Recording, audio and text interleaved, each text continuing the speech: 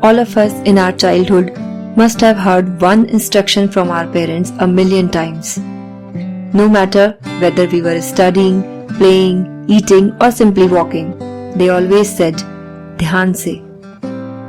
Do whatever you are doing with full attention.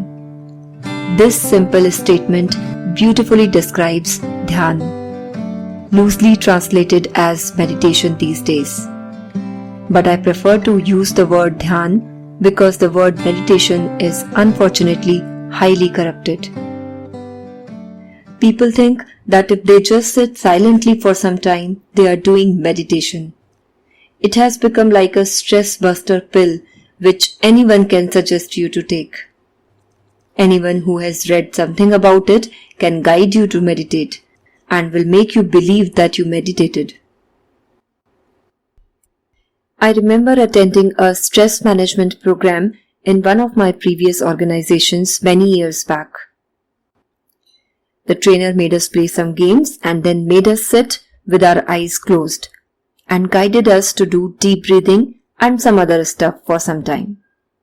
Definitely we felt good at the end, but when someone shared his experience of what he felt during the process, the trainer said, "Oh man, that means you touched that point."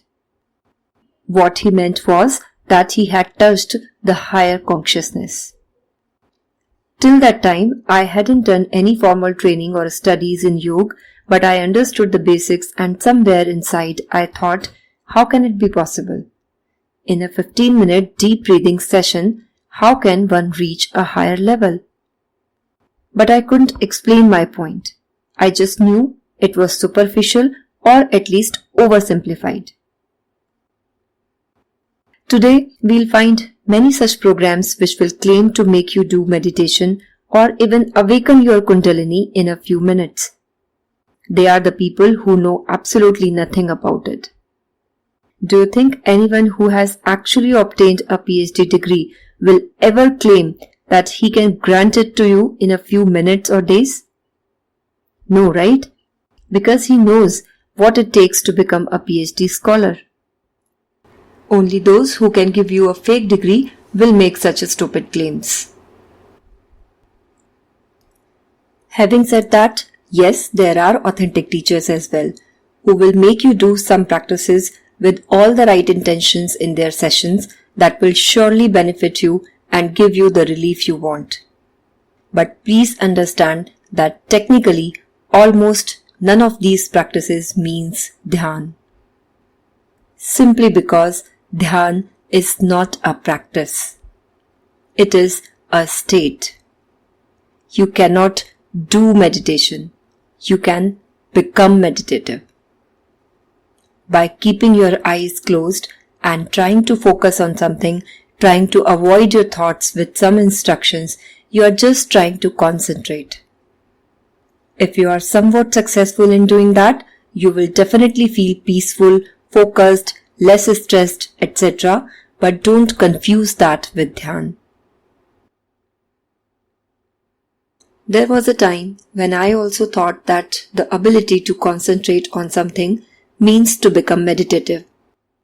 But it never satisfied me because it led me to wonder that people who play sports with their concentration at such a level that even the loud noise created by a huge crowd in the stadium doesn't seem to bother them, and they just focus on what they do. I wondered that for sure they have much higher levels of concentration. So are they meditative? If yes, then they and people like them should be highly spiritual. But from their life, it didn't seem so. And that's why I was not convinced with what I knew as Dhyan. I asked this question to an elderly professor I met in a conference on yoga science a few years back and expected him to give a good long lecture. Instead, he just said a few words which completely changed my perception and cleared all my doubts then and there. Exactly in his words, "Jo lag jaye, wo dhyan hai." I'll try to translate it into English, but I'm not sure whether I'll be able to convey the exact meaning. The state which is accomplished on its own, is Dhyan. Essentially, it means that till it's a conscious effort, it cannot be Dhyan. That's what I have tried to mention repeatedly in my episodes, that Dhyan, like asanas, pranayam and pratyahar, is a state which is achieved through certain practices.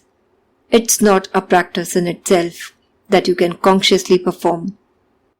By doing certain practices as sadhana, one has to reach a level when this state sprouts from within, not imposed from outside. So I never say that I do meditation. I just do some practices to raise my awareness, in the hope that someday I'll become meditative. And that's what the main difference between Hatha Yoga and Raj Yoga is. Raj Yoga defines states, and Hatha Yoga provides some practices as tools to achieve those states.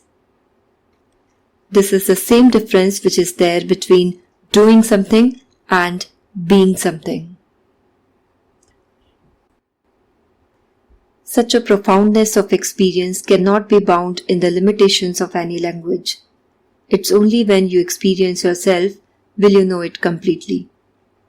But I'll try to explain what the state of dharana, the preliminary state of dhyan, looks like. In the process of concentrating on something, there are three entities involved: the knower or the person, the known or the object of concentration, and the process of knowing or observing.